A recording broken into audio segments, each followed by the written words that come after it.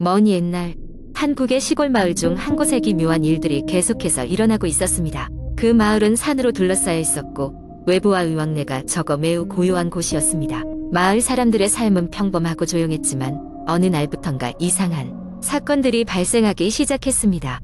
먼저 마을 외곽의 숲에서 이상한 소리가 들리기 시작했습니다. 무언가 거대한 짐승이 숲속을 돌아다니는 듯한 소리, 그리고 이상한 울음소리가 밤이 되면 어김없이 들리곤 했습니다. 몇몇 용기 있는 젊은이들이 정체를 밝혀보겠다며 숲으로 들어갔지만 그들 중 몇몇은 돌아오지 않았습니다. 이상한 사건은 여기서 그치지 않았습니다. 마을의 중심에 위치한 오래된 절이 있었는데 그곳에서는 밤마다 기묘한 불빛이 새어나왔습니다. 절은 이미 얼마 전부터 비어있던 곳이라 그 불빛은 더욱 기묘하게 느껴졌습니다. 마을 사람들은 이유를 알 수 없는 공포에 휩싸여 밤이 오면 문을 걸어 잠그고 누군가라도 방문해 오는 것을 꺼리게 되었습니다. 어느 날 마을의 한 노인이 마을 회관을 찾아와 조용히 말했습니다. 옛날 이 마을에는 비밀이 있었어. 누구에게도 알려지지 말아야 했던 비밀이었지. 그 비밀이 지금 다시 깨어나려 하는 것이야. 마을 사람들은 그 노인의 얘기를 믿지 않았지만 몇몇 젊은이들은 무언가의 결책을 찾아야 한다고 느꼈습니다. 그들 중 한 명인 지우는 가장 용감한 청년이었고 숲의 괴소리와 절의 불빛에 비밀을 풀기로 결심했습니다. 그는 몇몇 친구들과 함께 밤을 새워가며 조사를 시작했습니다. 그 첫 번째 목표는 이상한 소리가 들리는 숲이었습니다. 하루는 달빛이 환하게 비치는 밤을 골라 그들은 숲속으로 탐험을 나섰습니다. 숲속은 낮과는 다르게 전혀 다른 분위기를 풍겼습니다. 한 발 한 발 내디딜 때마다 바스락거리는 나무십 소리가 귀를 간지럽혔고 바람이 불어와 나무를 스치면 윙윙거리는 소리가 귀를 울렸습니다. 그렇게 숲을 헤집고 다니던 중 그들은 오래된 폐가를 발견했습니다. 폐가는 거의 무너져 가고 있었지만 이따금씩 그곳에서 흘러나오는 낮은 목소리를 들을 수 있었습니다. 그들은 조심스럽게 폐가로 다가가 보았습니다. 가까이 다가가자 목소리는 점점 더 또렷하게 들리기 시작했습니다. 지우는 단호한 결심으로 폐가 이문을 열고 안으로 들어갔습니다. 그곳에는 놀랍게도 마을에서 실종된 사람들 몇몇이 모여 있었습니다. 그들은 숲의 정체가 무엇인지 알아내기 위해 이곳에 와 있었다고 설명했습니다. 그러나 누군가가 그들보다 먼저 숲의 비밀을 알고 있었고 이곳에 가둬두고 있다는 것이었습니다. 정체불명의 작은 종이를 발견한 그들은 종이를 펴보고 깜짝 놀랐습니다. 그 종이에는 수수께끼 같은 기호가 그려져 있었고 그것이 바로 마을의 오래된 절과 연관이 있다는 것을 알게 되었습니다. 그 기호는 절의 특정한 위치를 가리키고 있었으며 그것은 그곳에서만 볼 수 있는 특이한 문양과 일치했던 것입니다. 그들은 절로 향하기로 결정했습니다. 밤이 깊어졌을 즈음 마을에서 가장 오래된 스님이 절에 머물고 있다는 소식을 들었습니다. 다행히 스님은 그들의 방문을 허락했습니다. 스님은 과거의 이야기를 들려주었습니다. 이 절에는 수백 년 전부터 내려오는 전설이 있습니다. 절 아래에는 과거 마을의 비밀이 숨겨져 있다고 알려져 있지요. 그리고 그 비밀을 지키기 위해 마을을 떠난 이들의 영혼이 돌아온다는 것이었습니다. 그들의 노력은 헛되지 않았습니다. 스님의 인도로 그들은 절 아래 비밀의 방을 찾아냈습니다. 그곳에는 마을의 오래된 기록과 신비로운 돌이 조각되어 있었습니다. 그 돌은 마을을 지켜주는 역할을 해왔던 것입니다. 그러나 최근 누군가가 이 돌을 움직이려 했고 그것이 마을의 혼란을 불러왔던 것이었습니다. 지훈과 그의 친구들은 이 비밀을 다시 봉인하고 마을을 안전하게 지키기로 했습니다. 돌을 원래의 위치로 되돌리고 그 과정에서 마을의 모든 오래된 이야기를 기억하기로 했습니다. 그날 이후로 마을은 다시 고요한 일상을 되찾았습니다. 숲의 괴소리도 사라졌고 절의 불빛도 더는 비추지 않았습니다. 하지만 마을의 전설은 입에서 입으로 전해지며 그 비밀을 알고 있는 이들은 종종 이렇게 말했습니다. 언제나 과거를 기억하라. 그리고 아무리 작은 비밀이라도 그것을 존중하고 보존하라. 이야기는 이렇게 끝을 맺지만 그 마을의 비밀은 영원히 미스터리로 남았습니다. 언제고 그 비밀이 다시 눈을 뜰 날이 올지도 모른다는 불안감 속에서 두 번째 이야기. 어느 여름밤 나는 친구들과 함께 작은 산촌 마을로 여행을 떠나기로 했다. 도심의 복잡함에서 벗어나 자연 속에서의 휴식을 찾고자 하는 여행이었다. 우리가 머물게 된 곳은 오래된 한옥이었는데 그곳은 마을에서도 가장 외진 곳에 자리하고 있어 더욱 조용했다. 주인 할아버지는 어디선가 유래한 칠판 같은 목소리로 말했다. 밤이 되면 조용히 지내게. 이곳엔 남의 시간이 흐르고 있을지도 모르니 말이야. 하루는 마을 산책을 하고 돌아오는 길에 우리는 우연히 오래된 지도를 발견했다. 거기엔 마을 인근에 숨겨진 명소들이 표시되어 있었다. 호기심이 발동한 우리는 그중 하나인 잃어버린 영혼의 숲을 찾아가 보기로 결정했다.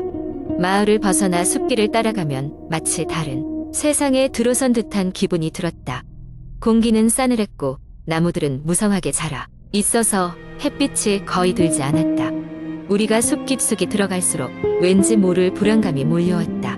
무언가 우리를 지켜보고 있는 것 같은 기분이 들었다. 그리고 그 순간 정적을 깨는 소름 끼치는 웃음소리가 울려 퍼졌다. 우리는 서로의 얼굴을 보며 두려움에 떨었다. 소리가 들려온 방향으로 가보니 버려진 듯한 오두막이 나타났다. 누군가 그곳에 숨어 관찰한 게 틀림없었다. 우리는 충돌을 피하고자 오두막을 돌아 나가려 했지만 그때 갑자기 문이 삐걱거리며 열렸다. 안에는 캄캄한 어둠만이 가득했고 알 수 없는 한기가 우리를 얼어붙게 만들었다. 그 순간 나지막한 목소리가 들려왔다. 도망쳐서는 안 돼. 이미 왔어. 혼란스러움에 잽싸게 그 자리를 벗어나 숲을 빠져나오려 했지만 길을 잃고 말았다. 주위는 금세 어두워지고 기이한 그림자들이 우리를 둘러싸기 시작했다. 그와 동시에 갑작스레 마을에서 들었던 옛 전설이 떠올랐다. 이 숲은 오래전 마을을 떠나지 못한 채 헤매는 영혼들의 서식지라고 했다. 길을 잃은 이들만이 그들의 귓가에 속삭이는 목소리를 들을 수 있다고도 했다. 결국 우리는 겨우 숲에서 빠져나와 한옥에 돌아올 수 있었다. 그러나 그날 이후로 이상한 일들이 일어나기 시작했다. 창문 밖에서 누군가 우리를 지켜보는 듯한 느낌이 들었고 밤이 되면 어김없이 그 웃음소리가 들려왔다. 우리는 매일 밤 더 깊은 불안감 속에서 잠을 이루지 못했다. 주인 할아버지는 그저 무심한 눈빛으로 말했다. 이미 눈을 맞춘 거라면 늦지 않았는가. 여행 마지막 날 우리는 다시 한번 숲을 찾아갔다. 이번에는 비밀을 밝혀내고 떠나고 싶었다. 그러나 우리가 발견한 것은 꿈에서도 나오지 않았던 끔찍함이었다. 그 오두막 안에는 마을 이방들의 사진이 빽빽하게 붙어 있었고 마지막 사진은 바로 우리였다. 지금 이 순간에도 누군가 우리를 바라보고 있었던 것이다. 결국 우리는 그곳을 도망치듯 벗어났고 다시는 그 마을을 찾지 않았다.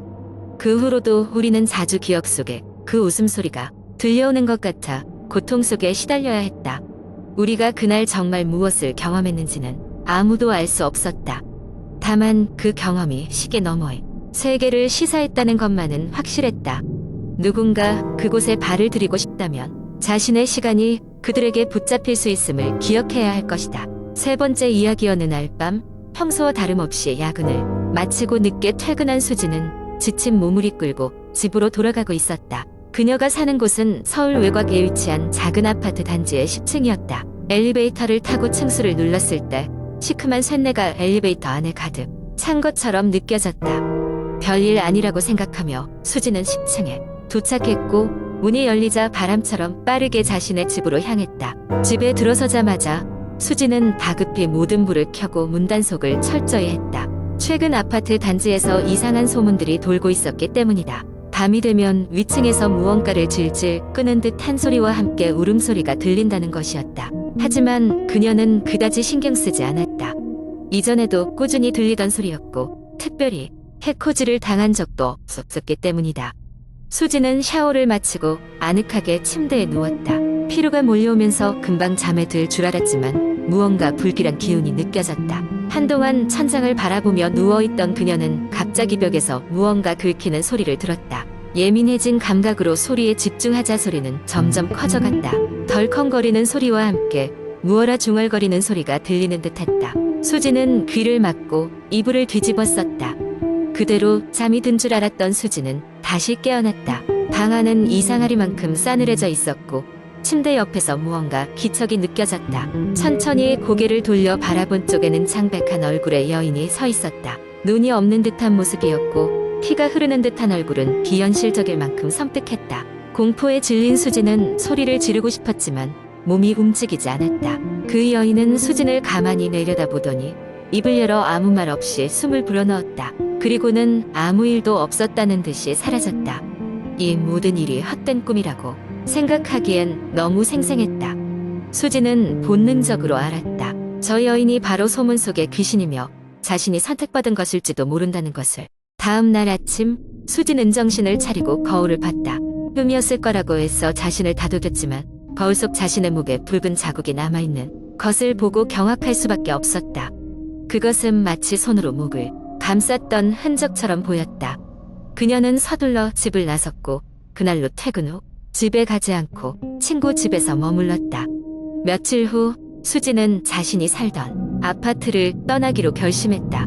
단지에서 있었던 일들이 머릿속에 계속 맴돈되다 이상한 소리가 밤마다 계속 들렸기 때문이었다. 수진이 떠난 그 후로도 그 아파트에서는 이상한 일이 끊이지 않았다. 주민들은 그녀가 본 귀신의 존재를 확신하게 되었고 여러 사람이 같은 경험을 하게 되었다고 전해진다.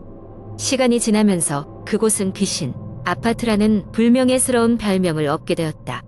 결국 수진이 떠난 지 몇 달 후 아파트는 철거될 수밖에 없었다. 누군가에겐 그곳이 단순한 노후 아파트였을지 모르지만 그곳에 살던 사람들에겐 평생 잊을 수 없는 악몽으로 기억될 것이다.